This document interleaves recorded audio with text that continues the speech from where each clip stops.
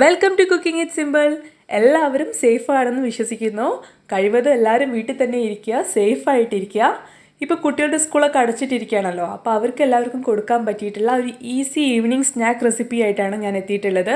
നമുക്ക് വീട്ടിലുള്ള സാധനങ്ങൾ ഉപയോഗിച്ച് പെട്ടെന്ന് ഉണ്ടാക്കാൻ പറ്റുന്ന ഒരു റെസിപ്പിയാണ്, പക്ഷേ നല്ല ടേസ്റ്റുമാണ്. തീർച്ചയായിട്ടും എല്ലാവരും ട്രൈ ചെയ്യണം. ഉരുളക്കിഴങ്ങ് ഉള്ളി ഉണ്ടെങ്കിൽ നമുക്ക് പെട്ടെന്ന് ഉണ്ടാക്കിയെടുക്കാൻ പറ്റുന്ന ഒന്നാണ്. കുട്ടികൾക്കൊക്കെ എന്തായാലും ഇഷ്ടപ്പെടും. കാരണം ഇവിടെ തന്നെ ഉണ്ടാക്കുമ്പോൾ പൊരിച്ചിടാനുള്ള ടൈം ഉണ്ടായില്ല, അപ്പോഴേക്കും കുട്ടികൾ എടുത്തിട്ട് കഴിക്കാൻ തുടങ്ങിയിട്ടുണ്ടായിരുന്നു. ഞാനിവിടെ ഇതിനായിട്ട് 2 ഉരുളക്കിഴങ്ങാണ് എടുത്തിട്ടുള്ളത്. അതുപോലെ ഒരു ഉള്ളി എടുത്തിട്ടുണ്ട്. വലിയ ഉള്ളിയൊന്നുമില്ല, ചെറിയൊരു ഉള്ളിയാണ്.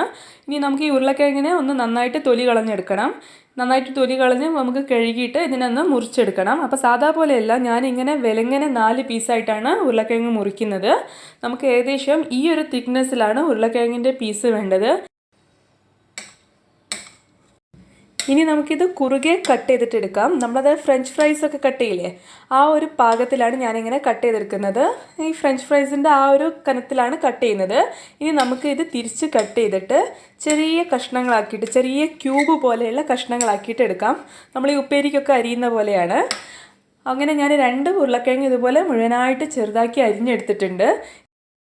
ഇനി നമുക്ക് ഈ ഉരുളക്കിഴങ്ങിൻ്റെ പീസുകളിൽ കുറച്ച് നേരം വെള്ളത്തിലൊന്ന് ഇട്ട് വയ്ക്കാം.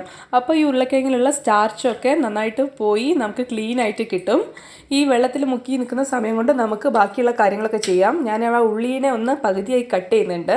എന്നിട്ട് നമുക്ക് ഉള്ളി ചെറുതാക്കി ഒന്ന് നുറുക്കിയെടുക്കാം. അപ്പോൾ ശരിക്കും പറഞ്ഞാൽ ഈ ഉള്ളി നമ്മുടെ വടയിലുള്ള കാര്യം അറിയാനേ പോകുന്നില്ല, കാരണം അത്രയും ചെറുതായിട്ടാണ് ഞാനിവിടെ ഉള്ളി അരിയുന്നത്. ഈ ഉള്ളി ഞാനൊരു വലിയ ബൗളിലേക്ക് ഇടുന്നുണ്ട്. ഇനി ഇതിലേക്ക് ബാക്കി കാര്യങ്ങളൊക്കെ ഇട്ട് മിക്സ് ചെയ്യാം. 1 ടീസ്പൂൺ ഇഞ്ചി ചെറുതാക്കി നുറുക്കിയത് ഇടുന്നുണ്ട്.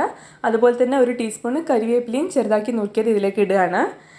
പിന്നെ നമ്മൾ നേരത്തെ വെള്ളത്തിലിട്ട് വെച്ചിട്ടുള്ള ഉരുളക്കിഴങ്ങിൻ്റെ പീസ് ഞാൻ ഇതിലേക്ക് ഇടുന്നുണ്ട്. ഇപ്പോൾ ഏകദേശം ഒരു 5 മിനിറ്റ് ആയിട്ടുള്ളൂ. അപ്പോൾ തന്നെ നമ്മൾ ഉരുളക്കിഴങ്ങ് നല്ല ക്ലീൻ ആയിട്ട് വന്നിട്ടുണ്ട്.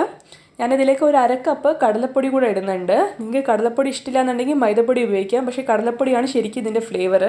അതുപോലെ തന്നെ ഒരു 1/4 കപ്പ് അരിപ്പൊടി ഇടുന്നുണ്ട്. വറുത്ത പച്ചരിപ്പൊടിയാണ്.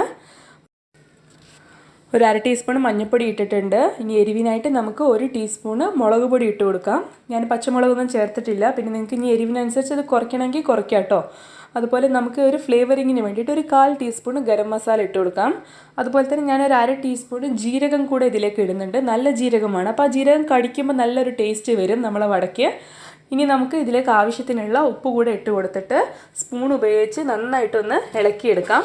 അപ്പോൾ എല്ലാ ഭാഗത്തും നമ്മുടെ കടലപ്പൊടിയും ഉപ്പും ഒക്കെ എത്തണം.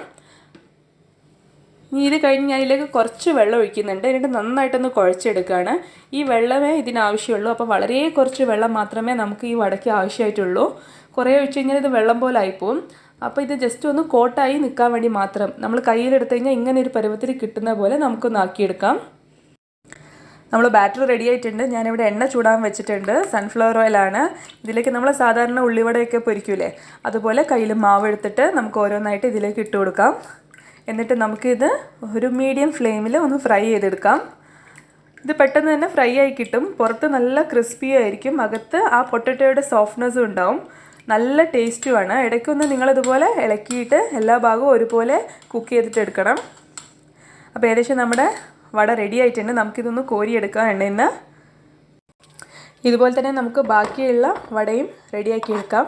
എല്ലാവരും തീർച്ചയായിട്ടും ട്രൈ ചെയ്ത് നോക്കണം. അത്രയും ടേസ്റ്റുള്ള വടയാണ്. നല്ല ക്രിസ്പിയുമാണ്. വീഡിയോ ഇഷ്ടപ്പെട്ട് കഴിഞ്ഞാൽ ലൈക്ക് ചെയ്യാനും ഷെയർ ചെയ്യാനും സബ്സ്ക്രൈബ് ചെയ്യാനും ആരും മറക്കരുത്. അടുത്ത വീഡിയോയിൽ കാണാം. അതുവരേക്കും എല്ലാവരും ഹെൽത്തി ആയിട്ടിരിക്കുക, ഹാപ്പി ആയിട്ടിരിക്കുക. താങ്ക്